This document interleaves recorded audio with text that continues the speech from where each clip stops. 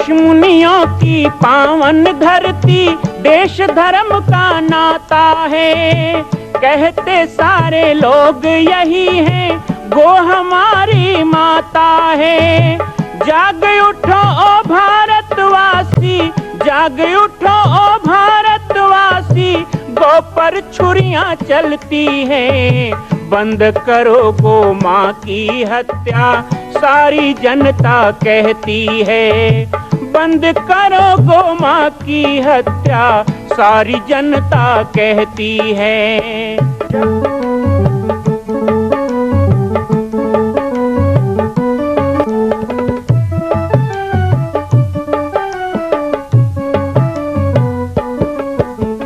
जगह जगह पर बूचड़ खाना, लाखों गौएं कटती हैं। किसे सुनाए व्यथा हमारी, नैना नीर बहाती हैं। रक्षा करना गौ माता की,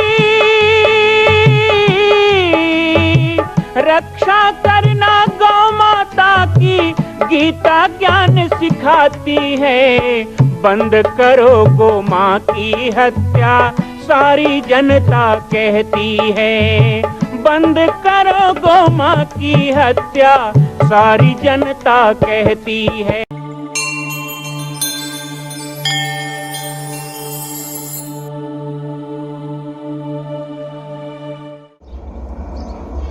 उद्धव जी कहने लगे, प्रभु हे कृष्ण हे गोविंद, आप धराधाम छोड़कर जाने वाले हो, मैं भी आपके साथ चलूंगा। कृष्ण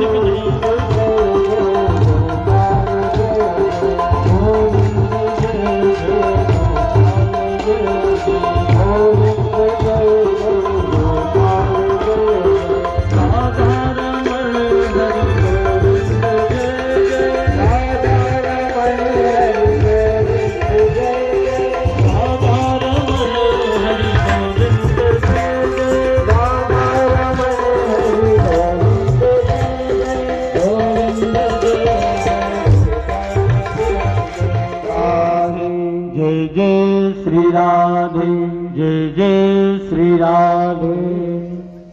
अखंड मंडलाकारं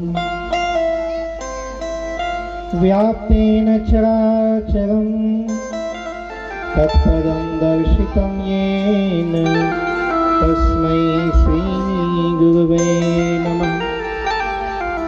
वसुदेवसुतं देवं कंसचाणूरमर्दनं देवकी परमानंदं कृष्णं वंदे जगद्गुरुं।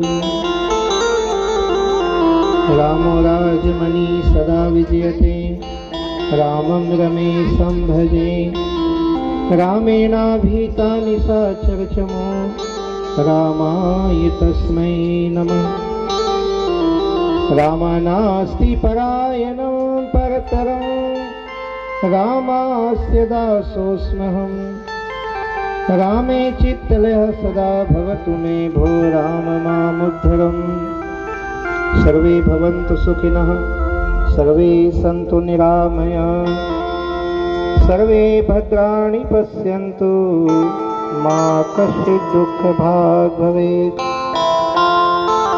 दो बार भगवान के नाम का उच्चारण कर लेते हैं।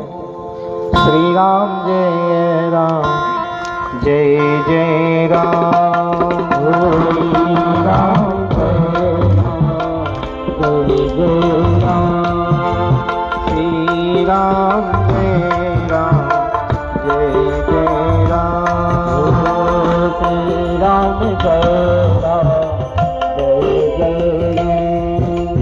श्री राम जय राम, जय जय राम। श्री राम जय राम, जय जय राम।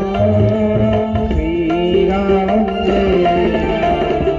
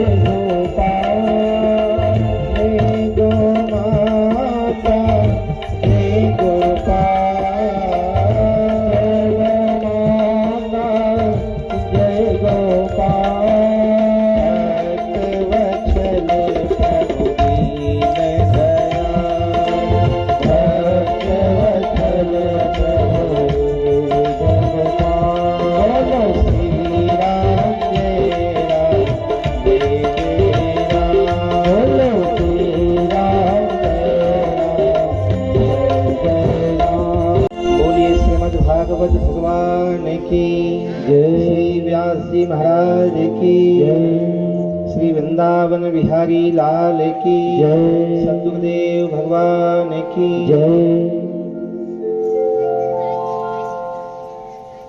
आज बड़े ही सौभाग्य से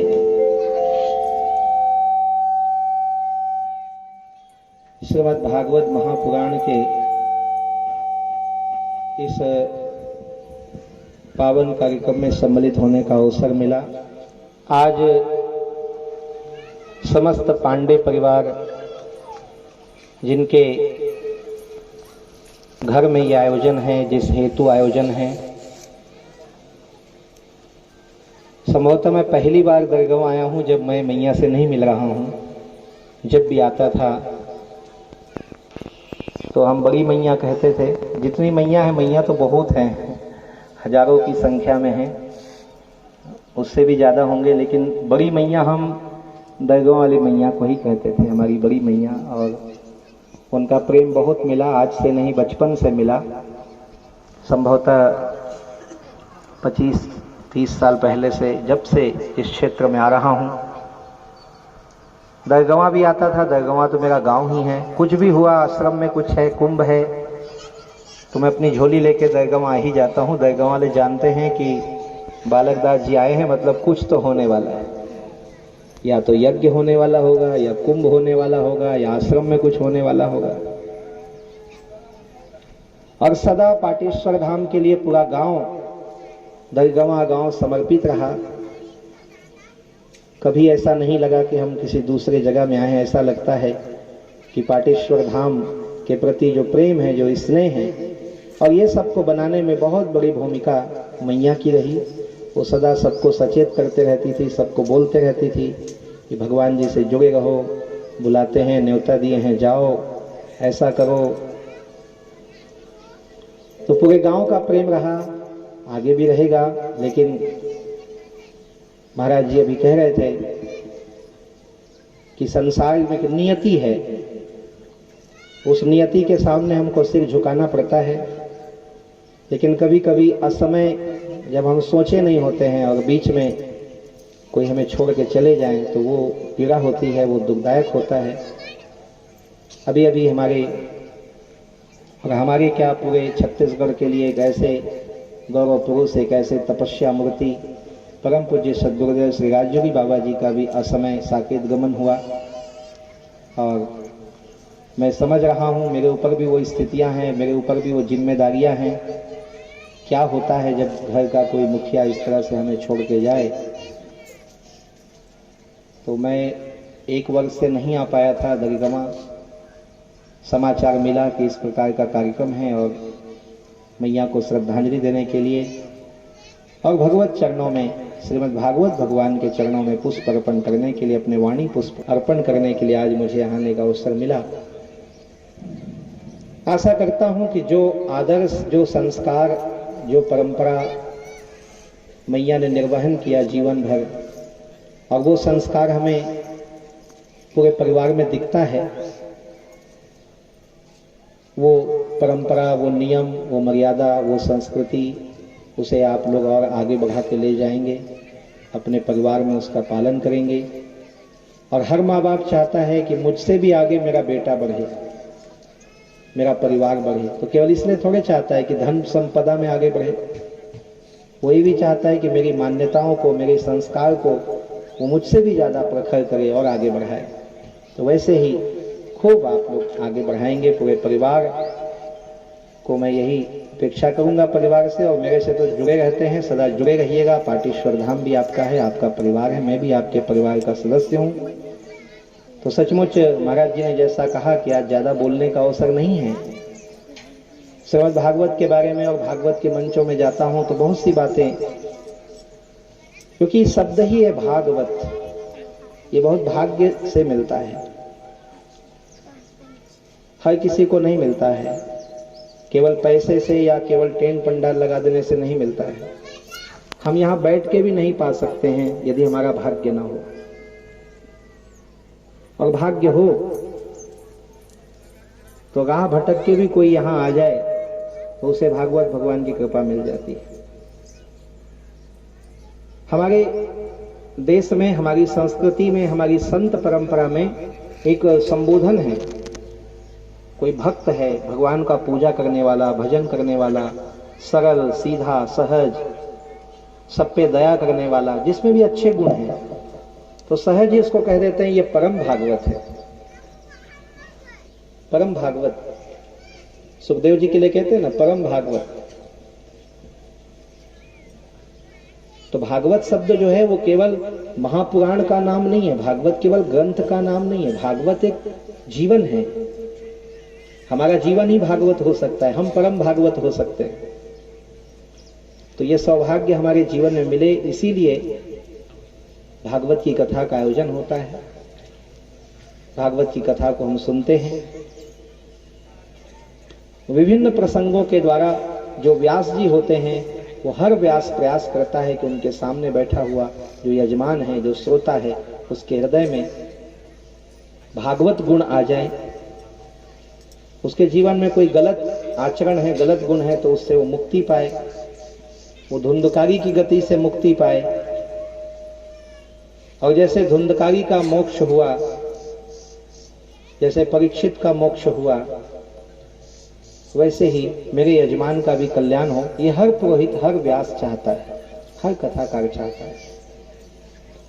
लेकिन फिर भी यह रहस्य जाने कोई बहुत नियम के साथ, विश्वास के साथ, श्रद्धा के साथ यदि हम इस कथा को सुनते हैं तो कलयुग में भागवत जैसा कोई ग्रंथ नहीं और भागवत कथा जैसा कोई आयोजन नहीं और इससे बड़ा पुण्यकारी और पुण्य फल देने वाला कोई कार्यक्रम नहीं जो हम कर रहे हैं। ये श्रीमद् भागवत की महिमा है। वासुदेव श्री कृष्ण कहते हैं स्वयं भागवत मैं ही हूं। यही भागवत है जिसमें हमें गीता का प्रसाद मिलता है। कल गीता है, गीता का प्रसाद मिलता है। अर्थात जब तक कोई व्यक्ति भागवत ना हो जाए उसे गीता ज्ञान नहीं सुनाना चाहिए।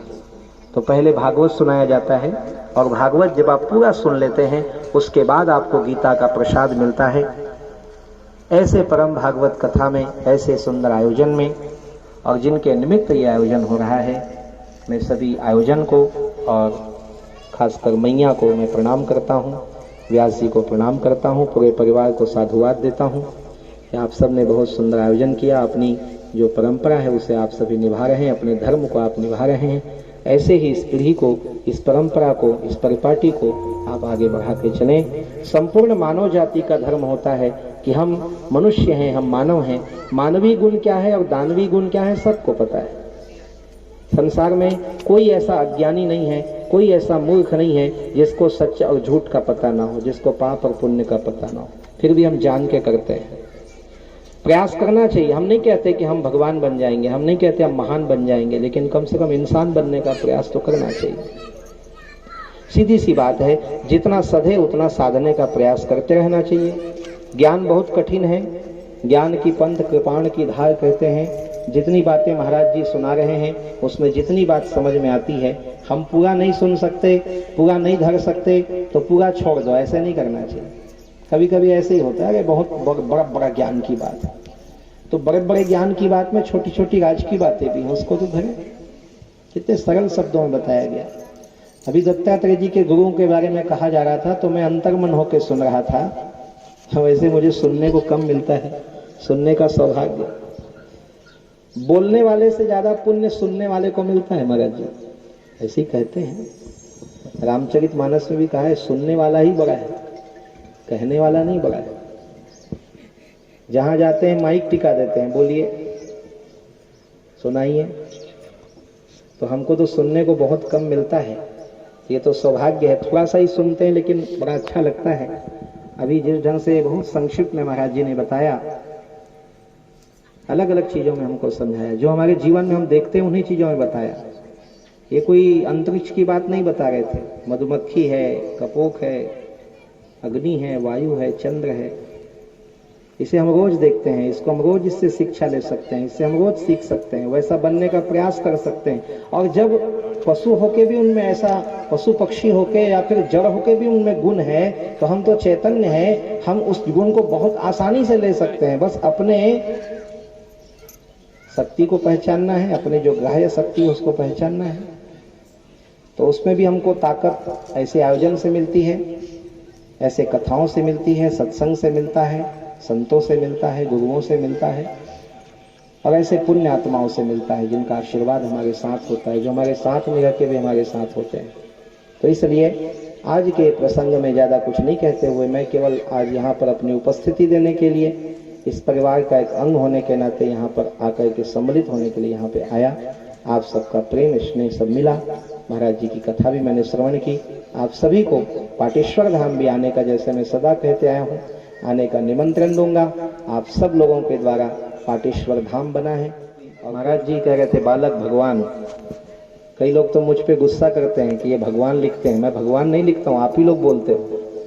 मेरे गुरुदेव ने तो नाम दिया बालक दास, राम बालक दास। मैं तो अपने आप को सदा दास ही बना के रखा, बालक बना के रखा, वैसे ही रहूंगा, वैसे ही रहना चाहता हूँ। ये जीवन ऐसे ही बीते, बालक रहें, दास बने रहें। हमको ना स्वामी बनना है, ना कोई बड़ा बनना है। लेकिन आप लोग प्रेम से कहते हैं ना बालक भगवान, क्यों? क्योंकि छोटे से थे, मंच में जाते थे, 10 साल के थे, प्रवचन करते थे तो लोग श्रद्धा से बोल देते थे बालक भगवान। अभी थोकन बड़ी दिक्कत हो, लेकिन तब हो बालक भगवान। रायपुर वाले बालक भगवान तो 80 साल के हो गए, तब हो बालक भगवान। डोकरा भगवान थोड़े कहाँ हो। तो ये आप लोगों का प्रेम है जो बोलते हैं। तो उतने छोटे उम्र में माँ बाप ने गुरुदेव के पास दे दिया था। पंच तत्व में गुरुदेव का शरीर विलीन हो गया, गुरुदेव कहीं गए नहीं है, वो तो हमारे साथ है। आप पाटेश्वर धाम आइए, आपको तो वहाँ के और ज्यादा वहाँ का कण कण गुरुदेव दिखाई दे, ऐसा वहाँ का वातावरण बना हुआ है। उनकी तपस्या, उनकी जो तेज है वहाँ घुल मिल गया है, ऐसा लगता है। पूरा परिक्षेत्र उनके प्रकाश से आलोकित होता है। हमें वहाँ कहीं पे भी कमी नहीं लगती है। आंशिक कमी तो लगती ही है, साक्षात दर्शन की कमी लगती है, लेकिन शक्ति में कोई कमी नहीं। तो उनको माता पिता ने दे दिया। अब ये मान के चलिए कि गुरुदेव यदि पंच तत्व रूप से चले गए हैं, सूक्ष्म रूप में तो हैं, लेकिन उन लोगों ने आप लोगों की झोली में हमें डाल दिया है, समाज की झोली में डाल दिया है। तो मैं भी अब आप लोगों की जिम्मेदारी हूँ, ऐसा मानकर आप लोगों को पाटेश्वर धाम आते जाते रहना है। वहाँ के सभी कार्य को अपना समझना है और सभी कार्य में जुड़ के रहना है, ऐसा आप सबसे अपेक्षा करूँगा। और पुनः एक बार सत सत नमन करते हुए मैया को, और दरगाह भी आते जाते रहूँगा, ऐसा नहीं है, आप लोग भी बुलाते रहेंगे, ये बना रहेगा क्रम। एक बार आइए, जय घोष करें, बोलिए बांके बिहारी लाल की, श्रीमद् भागवत भगवान की, श्री व्यास जी महाराज की, सद्गुरुदेव भगवान की। मां कौशल्या की पावन जन्मभूमि छत्तीसगढ़ प्रांत में बालोद जिला में स्थित है श्री सर्वसिद्ध शक्तिपीठ जामड़ी पाटेश्वर धाम। परम पूज्य सद्गुरुदेव राजयोगी बाबा जी की तपस्थली श्री पाटेश्वर धाम और विश्व के अद्वितीय मां कौशल्या जन्मभूमि मंदिर निर्माण का दर्शन करने और इसी प्रकार समसामयिक विषयों पर अपना ज्ञान वर्धन करने के लिए और 10,000 गायों के लिए बनने वाले श्री हनुमान नंदीशाला गो अभ्यारण्य का समाचार प्राप्त करने के लिए आप सभी देखते रहें YouTube चैनल पर राम बालक दास, और हमारे चैनल को आप सभी सब्सक्राइब करें, घंटी का बटन दबाएं ताकि आप सूचनाओं से जुड़े रह सकें। जय श्री राम, जय गौ माता, जय गोपाल।